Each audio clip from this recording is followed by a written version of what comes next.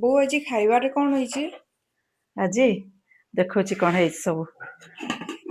First ଭାତ ରାନ୍ଧିଛି ମୁଁ। First ଭାତ ରାନ୍ଧିଛି, ଭାତ ବାଢୁଛି। ଏଇଟା କଣ ଅଛି?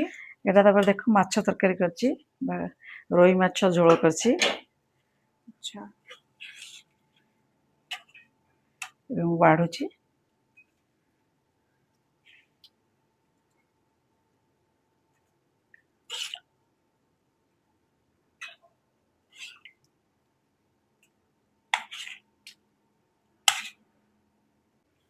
ତାପରେ ଇଏ ହଉଛି ପୋହଡା ମାଛ ଭାଜିଥିଲି ତାକୁ। ତାପରେ ଇଏ ହଉଛି ଭାକୁର ମାଛର ମୁଣ୍ଡ, ମୁଁ ତାକୁ ଏମିତି ମାନେ ଘାଣ୍ଟ ଭଳିଆ କରିଦେଇଛି। ତା ସହିତ ଆମ୍ବ ଅଛି। ଦେଖନ୍ତୁ ଆଜିର ଏଇ ସବୁ ଖାଇବା ଆଇଟମ ହେଇଛି। କେମିତି ଲାଗୁଛି ମତେ ଖାଇକି କହିବ।